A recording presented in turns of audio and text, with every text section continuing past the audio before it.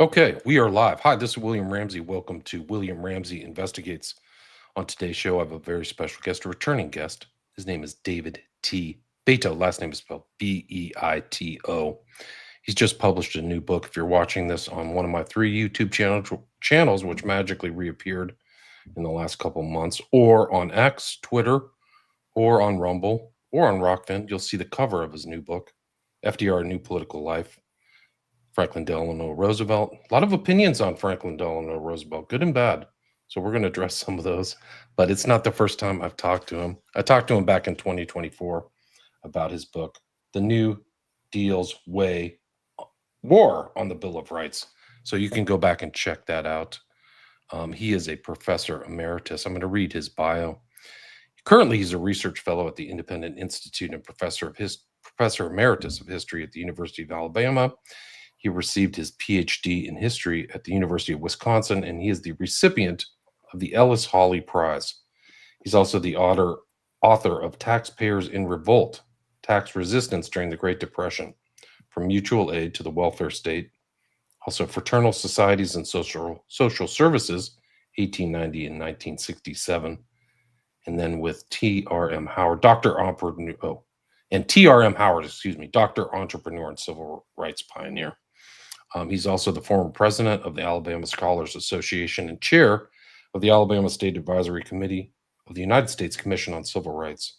He's the founder of the Liberty and Power blog at the History News Network, and he's published in many academic journals. His articles have appeared in Wall Street Journal, Los Angeles Times, Washington Times, Atlanta Journal-Constitution, Perspectives, History News Network, National Review, Reason, and elsewhere. But again, we're going to talk about this book and a very important and interesting character, Franklin Delano Roosevelt. And the title again is FDR, A New Political Life. So David Beito, welcome back to the show. Thank you so much. For people who last time. Great. Well, I'm glad. I love return guests and I love these topics. So especially with an accomplished historian such as yourself, for people who may not have heard our earlier interview, maybe you can talk a little bit about your background, your interest in FDR, the publication of your earlier books, and what led up to the research and publication of your new book, FDR. I'm a real generalist. I've written about a lot of different aspects of American history, mostly focused on the 20th century. And the 1930s has always fascinated me. My PhD was about tax revolts during the Great Depression. And then I did a book on mutual aid, how Americans provided for themselves before the rise of the welfare state. And a lot of that focused on the Great Depression. And Franklin Roosevelt himself has always been a fascinating figure to me. So I wrote this book several years ago. You interviewed me, focusing just on FDR and the Bill of Rights, really the New Deal and the Bill of Rights. But out of that, somebody contacted me and say, hey, would you like to write a full-scale bio of FDR? And I jumped at the opportunity. So that's what this is. It's concise, but I think I do pack a lot of stuff in the length. And so I think it would be good for course adoptions, as a matter of fact. Somebody wanted to have a perspective that maybe is a little bit different, even as a foil, and it's affordable. So I ended up getting into FDR, the full gamut, economic policies, policy during World War II, his early life, and it was a lot of fun. And he is quite a character, and I never got bored with him. I didn't really come out as a big admirer of FDR, but he never bored me.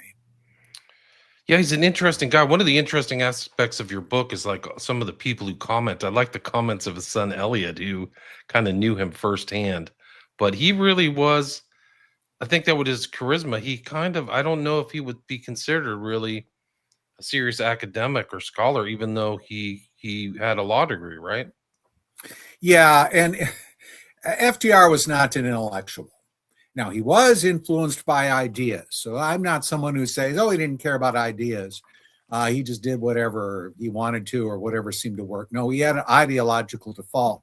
Having said that, he was not a reader. He did not, people would just say this guy didn't read books. He was more interested in his stamp collection, and he would spend hours on that. He was interested in yachting. He was interested in these kinds of gentlemanly pursuits. And he wasn't someone who would be sitting down reading a lot of books. He might do light reading. He liked spy novels, apparently. But again, he's not a great intellectual by any means. He has tremendous charisma, however. There's no doubt about that. And his speaking style is very disarming and very effective. I think you could make some interesting comparisons between him and Trump. And frankly, he comes off better in terms of stylistically than Trump, I think. He's more effective in getting what he wants. I think you're right. And you mentioned in your book, he was kind of a little bit more, had nuances to his character in that he was kind of vindictive, it seemed like, but he'd do it in secret, and he would kind of use underhanded. And also, his speeches were more effective. Like you say, his "We have no fear but fear itself" speech, I think it was 32, was among the top 5 American speeches, right? Well, that's what historians, often rank it that way. But it's interesting if you go back in time to when that speech was first given. That line was not the main thing people keyed into on that speech. The main thing that generated the most commentary were his comments in that speech that we may need emergency powers, and if Congress won't do its job, we may need to go down that road. And as a matter of fact, if you look at the newsreel coverage of that speech, it was his inauguration address. It tended to focus on that part of the speech, and the whole part of the speech about fear. All we have to fear is fear itself.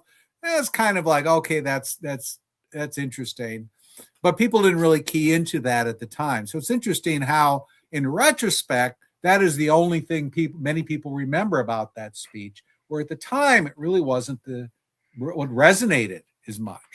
It's interesting. It's a good soundbite. I guess that maybe that's the whole thing, is that people can key into that.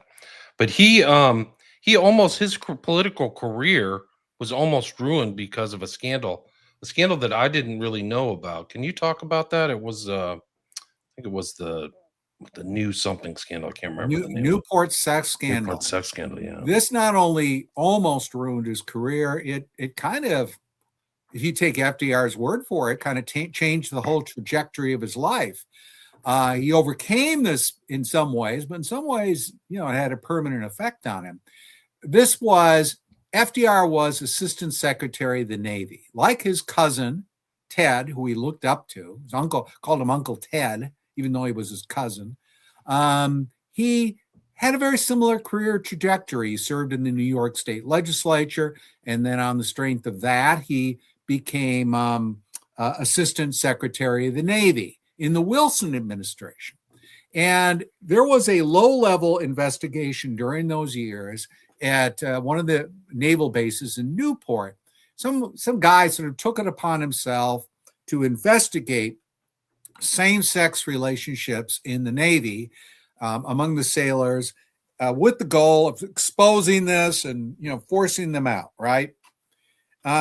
In this investigation, really languished. They couldn't get support from the Attorney General or anything. And Roosevelt found out about it. He says, "I'll support your investigation." Not only that, he took leadership of the investigation. Roosevelt headed something called Section A. And it really reflected his fascination with spying. But I also think he saw it as, this is a great ticket to a political career, right? Because he's going to run for office. He's going to run, he's going to move into national politics. He already is. So rooting out gays from the Navy seemed like probably a smart political move, seemed like. Well, Section A sort of, there weren't a lot of scruples about methods. Let's put it that way.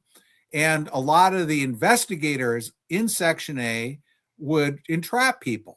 And by entrapping, here's what I'm talking about. They would engage in same-sex relationships with people they were investigating as a means to catch them. And this was excused later by, well, they did it for their country, right? And the investigation use these kinds of entrapment methods. Eventually, it really kind of there started to be a lot of arrests, and people were caught up in it. And it became there was a big backlash against it. A local paper in Providence really went after it and blamed Roosevelt and said, this guy's out of control. Eventually, the U.S. Senate investigated. And this was headline news in the New York Times. And it found Roosevelt responsible for these abuses. And yes, despite the fact that, people are not very pro same-sex relationship, to say the least, during the time, this was going too far, even for people at the time. And there's a headline in the New York Times that blames F.D. Roosevelt for this. Said he's the man responsible, and he said he was unfit for office. This is U.S. Senate committee. And a lot of people thought his career was over with. But the timing wasn't bad. At the time, President Harding is picking his cabinet. There are other issues in the news. And he kind of skirts, right? And it's sort of forgotten. However, it is not forgotten by FDR, because only a few weeks after the Senate report, which FDR was extremely upset about, only a few weeks after that, FDR came down with his paralysis. And he blamed the Senate committee. He blamed the Senate committee for the rest of his life for his paralysis. And his argument was, and he might have been right, who knows, that it had been caused by tainted water when he had visited a Boy Scout jamboree. This is one of the more incredible theories. And but the reason it had such an effect is because he had, again, a lot of people would say, he had lowered immunity. He was depressed. He was, not getting a lot of sleep. He was very worried about the Senate investigation. So he blamed the Senate investigation. So it puts a new take on that aspect of his life, where people have often focused, and I think for some good reason, on the heroic aspects of that, of him overcoming this disability that afflicted him for the rest of his life. But that's a part of the story that's pretty well documented, but again, hasn't been written a lot about. It really hasn't. And I think one of the other aspects too is the ongoing kind of race relations with FDR and African Americans really started early. So that concern was always a part of his, it's either in the foreground or in the background of his whole political career. Would you agree with that? Well, when he becomes Assistant Secretary of the Navy, his boss, the secretary, and at the time, of course, the Navy is a cabinet post. His boss, Josephus Daniels, is one of the most notorious racists in the South. He had basically overthrown a kind of multiracial government in North Carolina through kind of violent methods. He was a newspaper editor, but he had stoked up these passions. So his president is Woodrow Wilson, who's a segregationist. And Wilson says, I'm going to bring in Jim Crow into the federal government, or segregation. Josephus Daniels, if anything, wants to go further than Wilson. And Roosevelt really doesn't care. But Roosevelt will do it. He will implement what his boss wants. They bring in a very detailed policy of segregated bathrooms in Naval Department facilities, including a watch force to monitor it, to make sure that there were no lines crossed. And Roosevelt sort of in charge of that. Later, there are these really horrible race riots during a period called Red Summer, which is 1919, where white sailors pull black, sailors and black streetcar riders off of streetcars and assault them. And it's just an out of control race riots. And it gets so bad that, people are demanding that the Secretary of the Navy, do something about this, that he send in forces, send in the Marines or whatever to patrol. He doesn't do anything. Roosevelt writes to a friend during this period. He sort of jokes about it. He writes to a friend from the South, from Georgia, and says, "We need some Southerners like you up here who can handle Negroes." So is he a racist? Well, yeah, I would say so, but he is. It just doesn't. I think the thing about Roosevelt, he just doesn't really care about those issues. He does care about other things, though.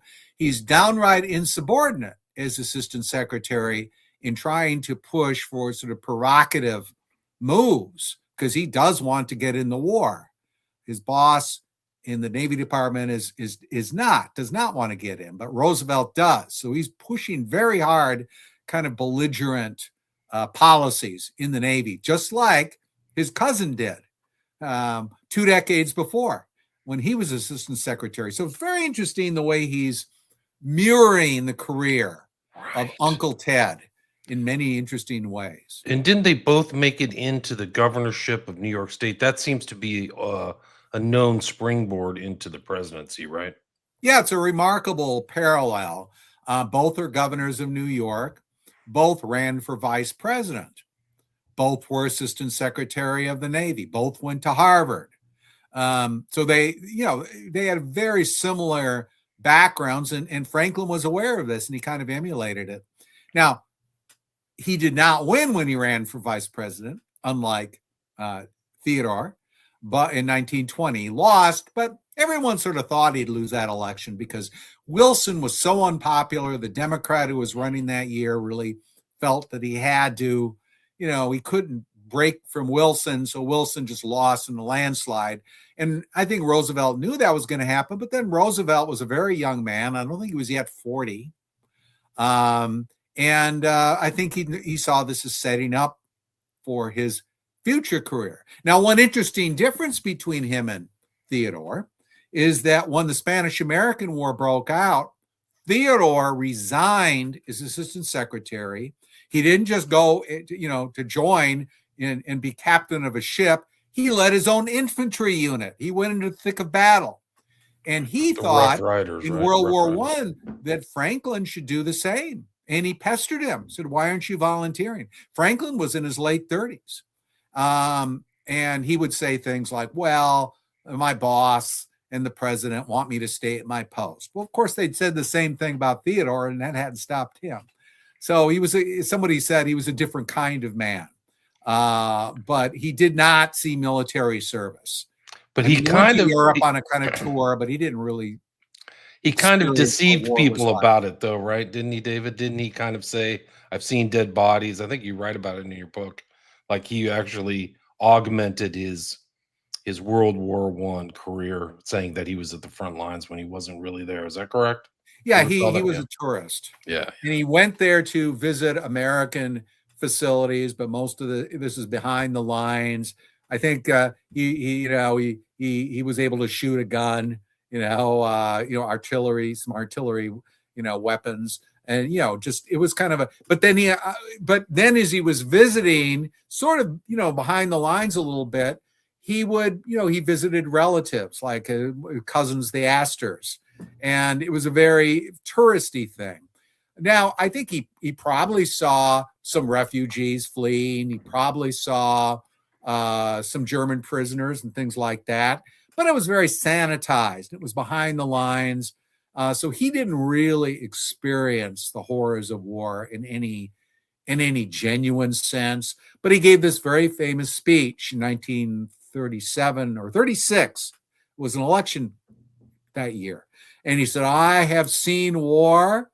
And then he goes into the thing, I've seen all this and I've seen all that. I hate war."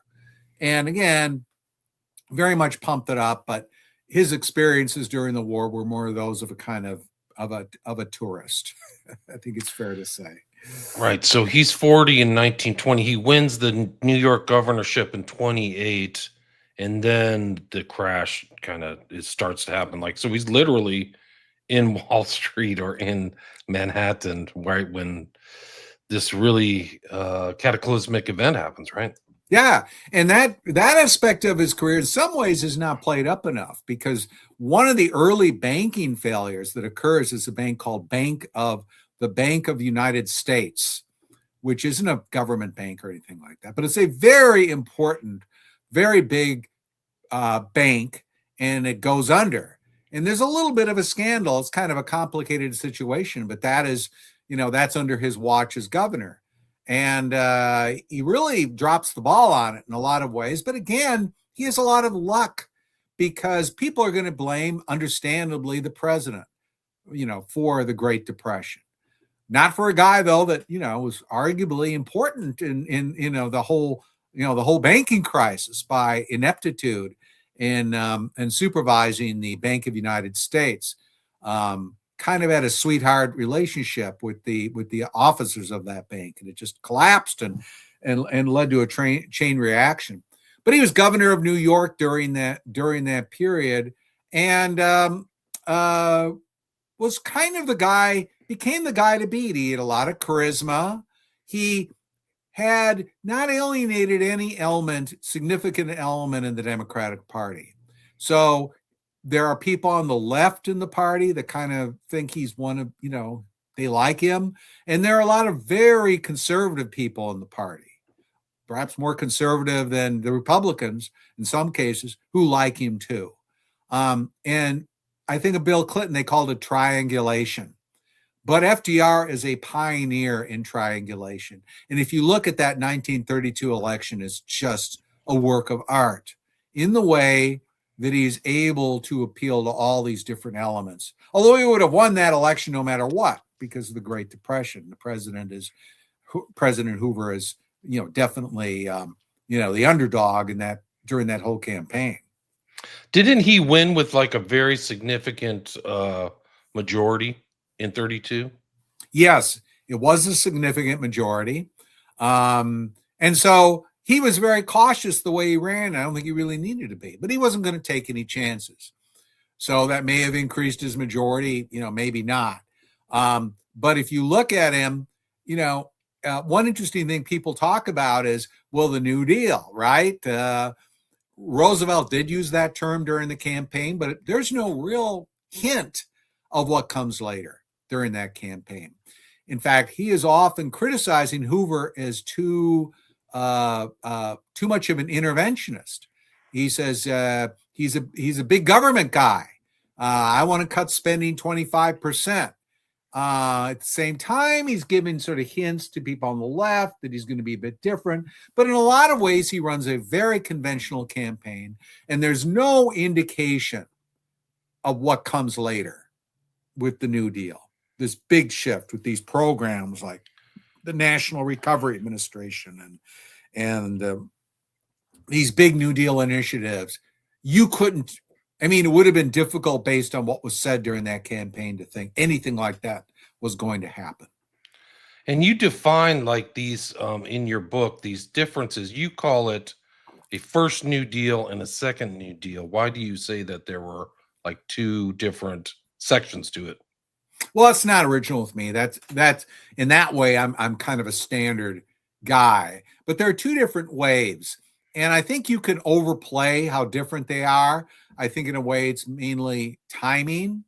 But the first New Deal has programs, some of which don't survive, and some of which were really big at the time, the ones that people talked about the most, and now they don't get talked about as much, like the National Recovery Administration, which tries to bring in wage price controls for the whole country.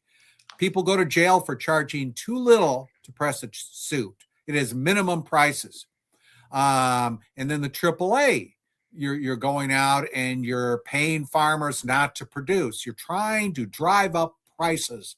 You're trying to drive up wages, because Roosevelt is like Hoover in that sense. Hoover had the same philosophy. They were actually very friendly to one another at one time, but they were what you would call underconsumptionists. They think that the Depression was caused by the fact that people weren't spending enough. They weren't able to buy enough.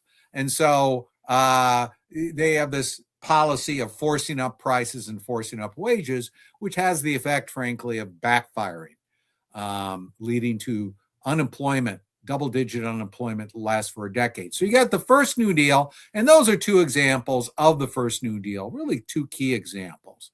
The second New Deal is where you get some things that are a bit more permanent. That's 1935. You get the big one there, probably in terms of permanence, is you get Social Security in 1935. That's not part of the first New Deal. So some historians have sort of said, well, the first New Deal is really to lift the U.S. out of the Depression. The second New Deal is more permanent changes. I don't know if I buy that, because I think FDR intended permanent changes from the beginning. But that's often the way it's framed, but it's also timing. There's the first New Deal is like the first 100 days of the Roosevelt administration. The second New Deal is about 100 days in 1935. So they're both a kind of spurt of new initiatives. New initiatives. One of the interesting things is this buyback of the gold that took place, and how kind of it seemed haphazard to me. Like, oh, we're just going to buy all the gold back, and like we're going to set a funny price because I like the number 21 cents. Like, what do you think why do you think they did that, and what do you think the effect of that was? Well, there was this economist who everyone has forgotten. In fact, I can't even remember what his name is now. That's how forgotten he is. But he was an economist from Cornell University. And this guy sort of had the theory that if you could raise the, if you could properly manipulate gold prices, you could also manipulate commodities, the price of commodities. You could control them in a certain sense. So Roosevelt would go through this cycle where he would buy gold, and he would get his key advisors together and said, okay, we're going to buy some gold today. And he would set the price. He would try to set the price of gold, which is, the international price of gold. He would try to kind of set that by essentially speculating in, the gold market, buying gold, selling gold, and so forth. Now, how did he decide, what the price of gold was going to be on a particular day? It was often very arbitrary. Roosevelt would say things like, let's make it $21 an ounce. And someone would ask him privately, he would never say this publicly, well, why 21? He said, 3 times 7 equals 21. And he would have, he'd say, why'd you pick that number? Well, it's a lucky number, right? And people would, his advisors would write about this privately. He said there'd be a revolution if people knew that this is how he was determining the price of gold, trying to determine it. It really failed, by the way. He thought he could control it, and he really, he couldn't control it in this way. It was the arrogance of Roosevelt, who thought he could control this massive economy. And people would say that, but apparently Roosevelt really did have superstitions. He had things like lucky shoes and lucky hats. He was very kind of superstitious in that way, interestingly enough. So it played into the superstition. Warren was the name of the economist. Yes. Warren, gotcha. Yeah, Frederick Warren. And he's not remembered now. And even people that, leading economists that, I have some disagreements with, like Keynes, would write about Warren, said this guy is he called it the New Deal on the gold standard on booze is what Keynes called it. Like, there's no, it makes no sense. Now, the big thing in reference to gold in the 1930s that really prevents the Depression from being worse is we're getting a massive gold inflow. And it's coming through 2 reasons FDR has nothing to do with. One, a lot of Jews are fleeing Nazi Germany and bringing their gold with them. And the Russians, the Soviets during that time are they have a lot of gold, and they're using that to purchase industrial goods, to industrialize their economy. So a lot of gold is flowing into the United States. So it's sort of an interesting situation that this kind of prevents the Great Depression from being a lot worse than it could have been, because you're getting this big gold inflow, because someone said because of Hitler and Stalin, right, unintentionally are big beneficiaries of U.S. growth during this, or at least of preventing the Great Depression from getting even worse. And it was bad throughout the 30s, double-digit unemployment, but it could have been worse. It's amazing. I think you wrote that at one point there was one stat where unemployment was 23%, like one fourth of the workforce is no longer working. But there were all these programs, CCC, these huge government programs that put people trying to get people back to work. One of the interesting things that FDR established with himself, I don't know if it was present before his presidency, but his ability to communicate was really one of his real assets. Would you agree with that? Oh, yes. It's not only ability to communicate, he's got this persona.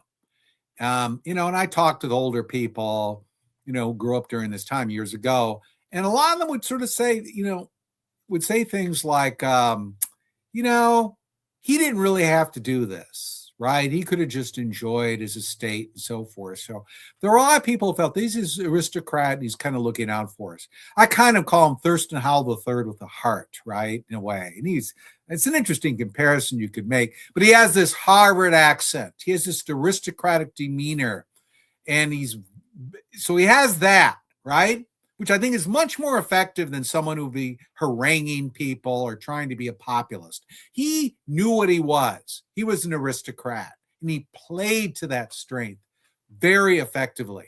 But he would engage. He was very different than Trump and more effective than Trump in that he wouldn't personalize things as much.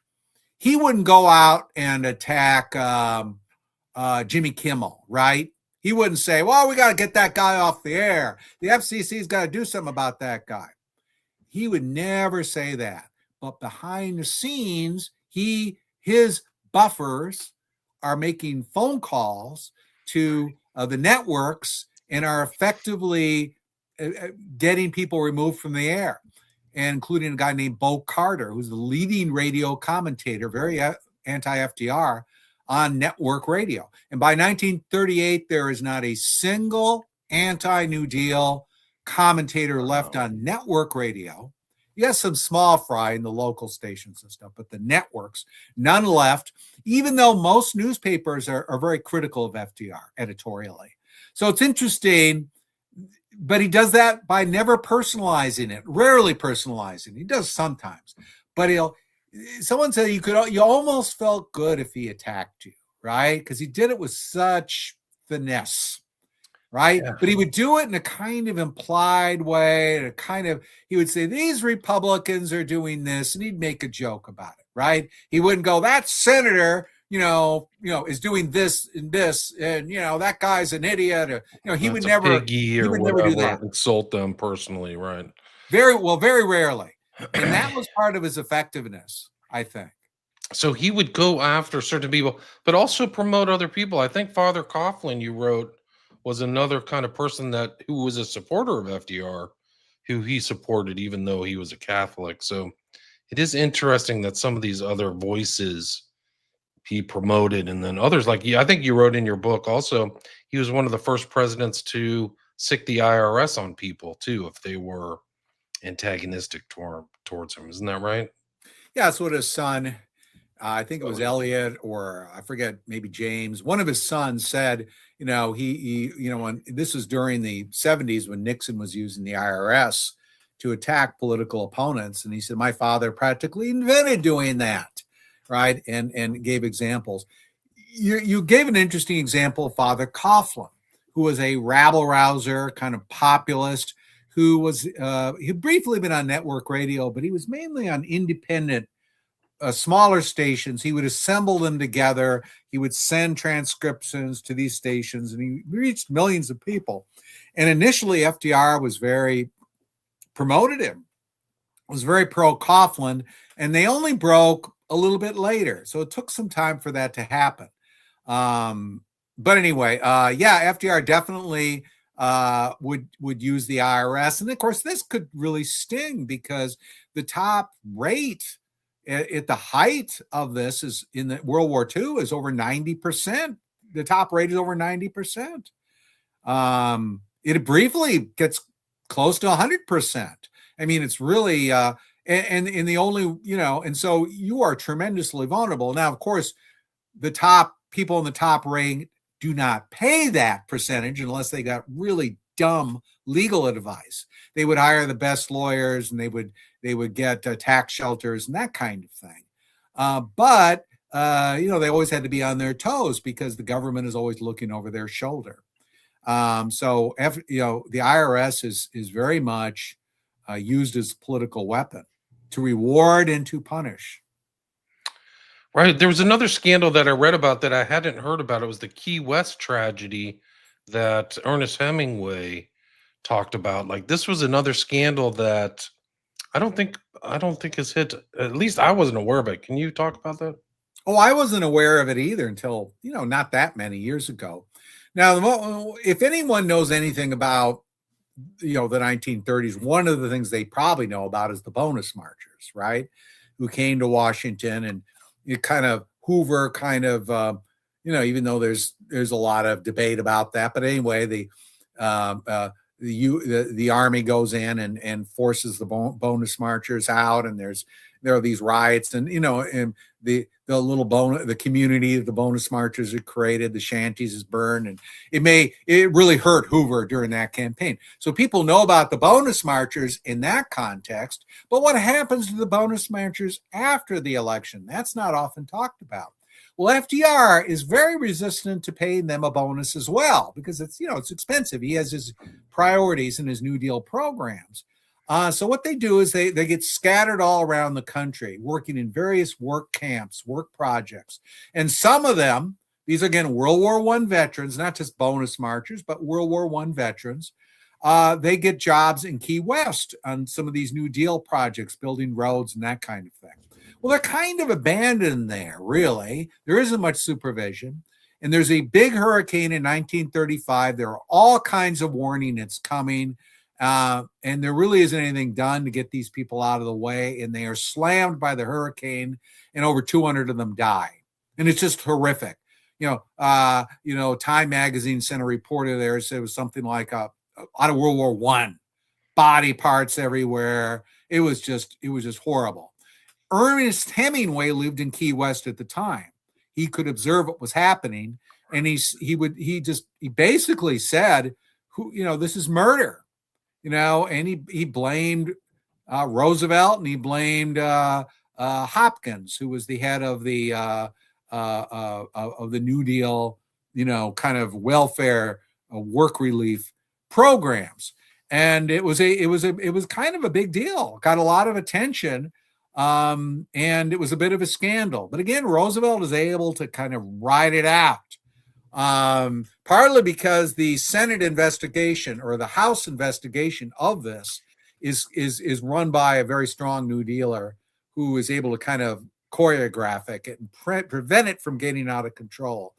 But this is a very big scandal. And again, far more people died, bonus marchers or veterans died in that situation than in 1932 during the protests. Far more, by multiples of whatever. But again, it's not written about a lot, as you said. Doesn't get a lot of attention. Yeah, I don't recall that. Bartow Films asked, was FDR pro or anti-central banking, i.e. the Federal Reserve Bank? Can you address that question? It's interesting. The Federal Reserve, he doesn't pay a lot of attention to the Federal Reserve. He kind of puts his focus on other programs. It's just not something he pays that much attention to. He doesn't really make much use of monetary policy, and to some extent, he doesn't really buy into a lot of the leading economists during the time, like Keynes, really don't think monetary policy. They don't tend to think it's that important. They're more into spending programs, reemployment programs, that kind of thing. So it's a little bit of a backwater. So is he pro or anti? I don't really know how to answer that question. I don't think the Federal Reserve is something he focuses on. Now, he does focus a lot on banking, and some of his policies on banking are quite interesting. One of the most famous one, of course, is the banking holiday. But he might have been able to avoid that because Canada, and FDR would have been aware of this, did not have a single banking failure during the Great Depression. Not one. The U.S. had, I don't know, thousands. It had a lot of banking failures, waves of banking failures. Why the difference? Well, one difference is Canadian banks could branch. So you wouldn't have these rural banks that would go under because the local rural economy went under. They were in branches. They were part of national, banks. So the weaker branch could bail out, the stronger branch could bail out the weaker one, and sort of a kind of mutual insurance, I guess you'd say. And Roosevelt had opportunities to bring a program like that to the U.S. And again, he wasn't interested in it. So that, it's sort of an interesting example of how the banking crisis, which is getting just out of control in the 3 months before Roosevelt is sworn in, he doesn't lift a finger to do anything about that. And he tells people, let it all collapse. And when it collapses, we'll rebuild, right? But there were opportunities for him during that period to do stuff to maybe soften the blow. Like, for example, adopting the Canadian system. There was a bill to do that. Again, showed no interest in that. Did you get the sense of his career in the 30s that he saw this as this kind of breakdown and the depression and things like that as a place of opportunity, not as a place of like permanent, dislocation or something? Like, he saw the breakdown of this stuff and the financial breakdown as a means for him to reshape things and also enhance his own reputation. Would you agree with that? Yeah, and asking the question, it sounds like a cynical question, but the answer is a cynical one. Yes. And, something about Roosevelt that was recognized by a lot of people, including pro-Roosevelt historians, but none other than Harry Truman. Harry Truman called Roosevelt the coldest man I ever knew. He didn't care about you. He didn't care about me. And then Truman ends on this kind of weird note, but he brought the country into the 20th century. And Truman said that about Roosevelt. And it really is true. Beneath the demeanor, which is very warm, if you go into a room, you feel like he's on your side. And then someone who disagrees with you go into the room, they feel the same way. He's very personable, very effective, but there's a coldness there. There's a kind of icy ruthlessness, cynicism that you see. And I think Truman is the authority I'd appeal to on this. In fact, I was thinking of calling the book The Coldest Man, but my publisher said, no, don't do that. So I didn't. But, that gives you a little bit of a sense that who was he at the core? I mean, well, okay, let's look at that period there, the transition period. As I said, he told more than one person, well, let the banks go under. Let it go. Let everything collapse. They deserve it, right? And he would just sit there during this period when President Hoover is going to him and say, hey, let's work together. Let's come up with a common statement. Roosevelt's attitude is, no, we're not doing anything. And this is the worst time for the economy. And he is not lifting a finger. And you got to remember how long that transition is. The election is in November. He doesn't take office till March. So it was a much longer transition than it is now. And it's when the country is probably the worst it's ever been in terms of the economics of the country. Wow, so he just lets it go. Now, you mentioned Truman. Philip asks, who did FDR want to succeed him, Harry Truman or Henry Wallace? Okay, complicated answer. I think Roosevelt liked Wallace, although Wallace was kind of an odd duck in his sort of certain ways. He had a fascination with Eastern mysticism and so forth. But he's an intelligent man. He's a leftist. He was a very strong New Dealer. I think Roosevelt liked Wallace. I think Roosevelt would have preferred for Wallace to be on the ticket, but I think he was being pulled in other directions. These big city bosses, the big funders to the party, went to Roosevelt and they basically said, this is going to be a tough election, 1944. Wallace is a drag. You need to replace him. Now, Roosevelt doesn't agree with them, though, completely. He sort of gives them the green light to find somebody to run against Wallace at the convention, but he opens the convention up. And frankly, I think he was hoping that Wallace might pull it out, but he kind of abandoned him. But I think Wallace ran anyway, and Wallace actually led on the first ballot at the convention, but he eventually lost. And I think there were a lot of reasons for that. One is Wallace, I got to give the guy some credit. Wallace at the convention came out against the poll tax. He made some very pro-civil rights statements and things, and those might have sunk him. So Wallace had a certain belief and principle that did him in. And he didn't campaign very well. Roosevelt sent him out of the country in the 3 months before the convention on a worldwide tour. So all this machinations, all this plotting to remove him was going on when he was out of the country. So I think that Roosevelt would have probably liked him to be there, but he wasn't going to fight for him. And he also recognized that he was a drag.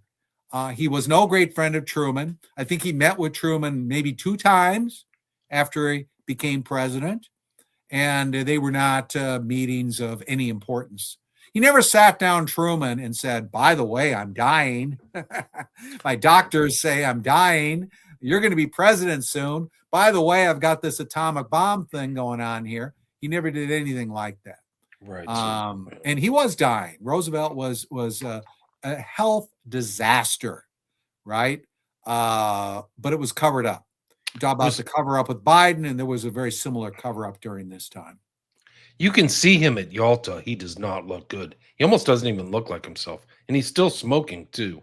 I think he had a lit cigarette, which is pretty remarkable. I would think that would be one of the first things to stop. Oh, he smoked like several packs a day, I think. And yeah. He might have cut back Camels, and he might have cut back a little bit because of the doctors, but he still smoked. He was just a mess. I mean, the last guy to meet with him was Morgenthau. Met him a couple days before he died, and he said his hands were shaking so much that Morgenthau had to pour the glass for him, glass of wine, because Roosevelt just couldn't manage it. Was that because he had his last inauguration speech in 45 was the shortest on record. I forget how many minutes. It's like 10 minutes or something. It was like incredibly short because he just didn't have the ability to do that anymore. Did he have Parkinson's? Is that why he was shaking? That's a good question. I think he just had. I've never heard that he had Parkinson's, but he had a very severe heart condition. He had a number of different health maladies, and he had a doctor who was a quack. He had a doctor who was a courtier doctor who told him whatever he wanted. Roosevelt liked this doctor because he had treated his sinuses effectively, and he actually promoted him to be Surgeon General of the Navy. But Roosevelt's daughter insisted that he see a specialist from Johns Hopkins. And this guy's report was basically like, my God, this guy's a mess. This is during the campaign, but they covered it up. They covered it up. Yeah. He doesn't look good in some of those late pictures. It's pretty incredible. I have a listener who sent me a list of 12 questions. I will be in trouble if I don't ask you at least one of them. One of the questions is interesting because it was a time where they seemed to have some kind of, he liked Mussolini, I think you mentioned in your book, where you had some affinity for him. The question is, during both the New Deal and the war, American government adopted bureaucratic and economic controls resembling those used in fascist Italy, National Socialist Germany, and the USSR. Was this a case of conscious modeling on foreign fascist political organizations, or just a technocratic approach that all of these countries were using? Do you have any thoughts on that? Probably a little bit of both, but they were certainly aware of what was going on. Italy especially, because of course Italy had been doing this for several years, right? Hitler was just coming to power in 33. And so Roosevelt, would send messages to his new ambassador to Italy. He said, please give my greetings to that fine Italian gentleman, namely Mussolini. Some of the key New Dealers like Rexford Tugwell would say, I envy what they're doing in Italy, and a lot of things. You can see them, the kind of corporatist idea, right? Big business, big labor, big government cooperating with each other to manage the economy, um, that kind of thing. So they're very influenced by that, and initially they're pretty open about it. So Mussolini in particular is somebody that Roosevelt, he does admire him. He later turns against him, but that is till the Ethiopian War, 1935. But yeah, fascism is, and the admiration is mutual. You can find a lot of Mussolini is praising the New Deal and Roosevelt, and Hitler is as well, and saying, Roosevelt just goes against all the lobbies. He overcomes them.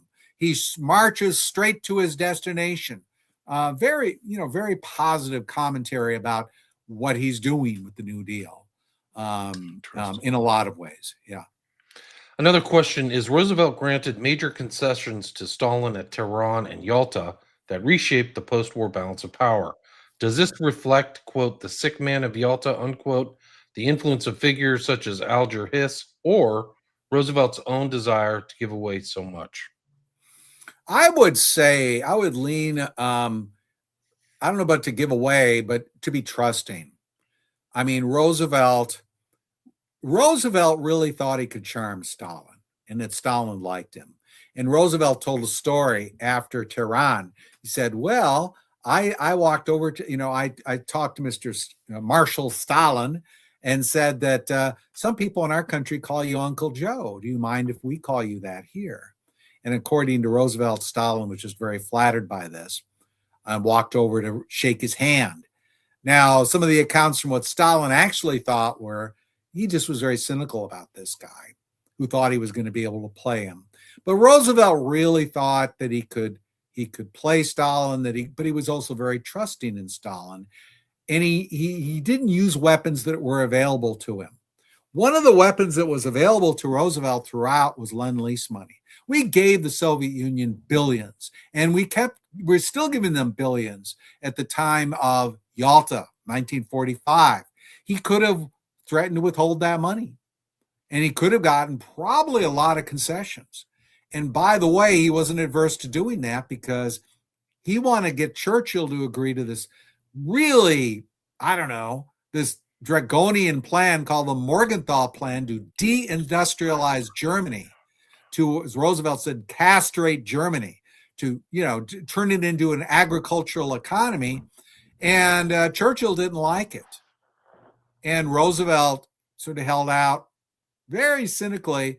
Well, he didn't say this directly, but Churchill understood it this way, that Lend-Lease money to the United Kingdom might not just go through unless Churchill agreed to the Morgenthau Plan, and Churchill ended up agreeing to it quite reluctantly and signed on to it, but did not like it at all. He compared it to chaining Britain to dead Germans. That was his reaction to this plan, which was essentially, we're going to punish Germany and we're going to make it so they can never come back ever, right? Because it's in their genes, right? Right. They're going to go to war again if we don't punish them.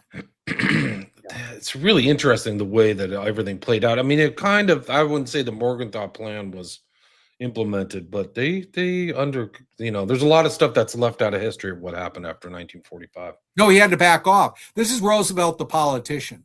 This is during the campaign of 44. It proved quite unpopular, and he had a Republican he wanted to beat who played up on this, just how terrible the plan was. No one in Roosevelt, very few people in Roosevelt's cabinet liked it, and he backed off. And he blamed Morgenthau for it later. He said, use the expression, pulling a boner, right? Which had a different meaning back then. He said, boy, Henry Morgenthau pulled a boner on that one. But then a day before he died, he was meeting with Morgenthau, and Morgenthau repeated the plan. He says, we got to bring back this plan. And Roosevelt said, Henry, I agree with you 100%. So even Eleanor said that the Morgenthau plan was the way he wanted to go, and maybe the way he would have gone, but he had to back off during the campaign because there was such reaction against it politically. The politician always, takes control in a situation like that with Roosevelt. Just one more question. Roosevelt repeatedly bypassed the State Department and relied on parallel secret channels of diplomacy. What does this pattern reveal about his respect for democratic oversight in foreign policy? Is there any validity to that question? Oh, I think we lost him. David, we lost you. I blanked. Anyway, the book name of the book again is FDR: A New Political Life. The author again is David T. Beito, Beito. We made it 55 minutes. Thanks for everybody listening. I didn't really, Oh, okay, you're back again. You're back. Okay, sorry about that. I don't know what that was all about. Okay. It was probably on my end. I'm in a hotel. Did you hear the question? Or yeah, wasn't it him bypassing Hull? Yeah. Is there any validity to that? Yeah, I think there's some validity to it. And interestingly enough, Hull was a kind of a free trade guy, kind of a guy that was sort of anti-New Deal in some ways. But Roosevelt kind of felt he had a lot of support. He made him Secretary of State, because he had appealed to all these different elements. But then he proceeded to kind of ignore Hull. And for a long time during his administration, Roosevelt was was sort of giving encouragement to protectionists, very Trumpian type people, by the way, who were pushing a protectionist agenda. And things were going badly downhill during that time. And eventually Roosevelt kind of gives in to Hull, but he always keeps him at arm's length on a lot of things. He'll go along with Hull if he agrees with him, but Hull is really on the Morgenthau plan is another example of that. Hull didn't like it, but Roosevelt will rely on other people. The big guy he relied a lot on was Harry Hopkins. That was a guy that he even lived at the White House. He moved in. He had his own room at the White House. And Hopkins was somebody that Roosevelt would listen to. And there were some people like that. But he sort of froze them out. He had kind of an informal network of people he would rely on like that. Interesting. So he kind of used standard channels, but also kind of a backdoor, maybe diplomacy. What do they call it? Private diplomacy is a way to term it. David, we are at the 60-minute mark. Is there anything you'd like to add or anything I missed before we wrap it up? No, it's just that I think if you want to, I think there'll be some new things in the book. Maybe you'll agree with that people haven't seen before. It's concise. And I had a lot of fun. I had a lot of fun writing it. And I don't make direct comparisons between FDR and other presidents for the most part. But I think when you read the book, you will see these comparisons come through. So it was quite enjoyable. Wait, there's one more question you showed up. Bartow says, was the Marshall Plan based or connected to the Morgenthau Plan? Do you have any thoughts on that? No? I really stopped in 1945 and didn't focus a lot on that. Was it connected with it?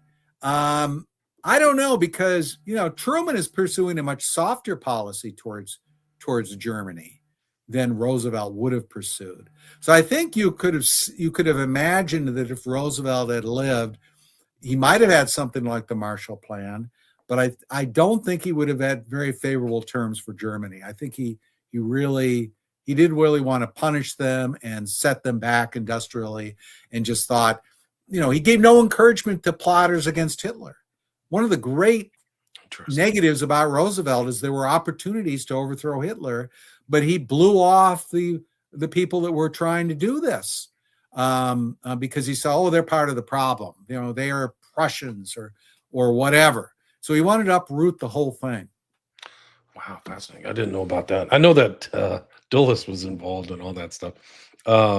Yes, he was. Some interesting things to say about this, about the discontent that was occurring in Germany, that there was all sorts of opportunities for some sort of coup.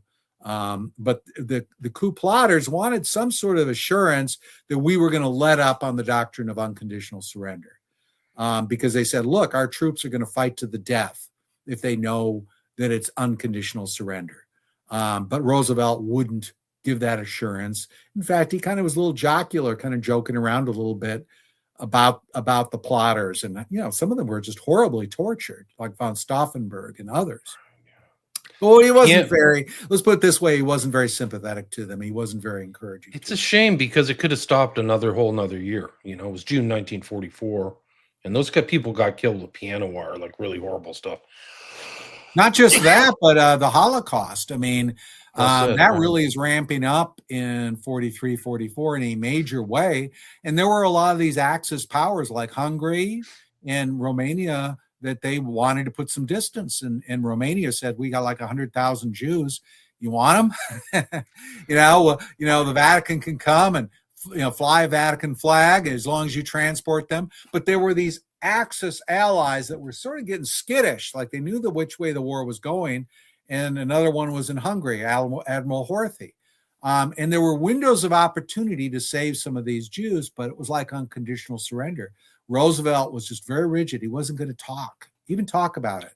Wow. And that, had tragic consequences in a lot of different ways. Yeah, I think that the ethnic cleansing of Budapest took place either in late 44 or 1945.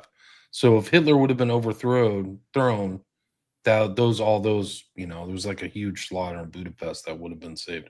I think if we had made a deal with the Hungarians early enough, we might have been able to get a lot of those Jews out of there, because they wanted out of the Axis, and this was one way they felt they could keep going, make a deal. There's so much to learn from history. It could have gone one way or the other. I think that's the thing about FDR. His personality affected everything, his sensibilities, and affected his life, and so much in history and American history. So people check out this book. It's available now on Amazon. I think it was released on Amazon on November 25th, 2025. You can get it on Kindle or paperback. Is that correct? That's correct.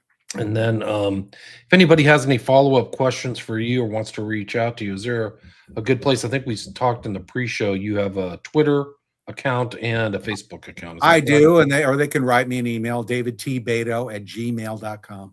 It's Beito. It's David T. Beito @gmail.com. People can follow that. Thanks so much. What a great talk, and I really appreciate you coming back on the show. And the new book, again, is FDR, A New Political Life. And the author, again, is David T. Beito, Beito. Thanks so much for your time. Thank you. All right, stay there.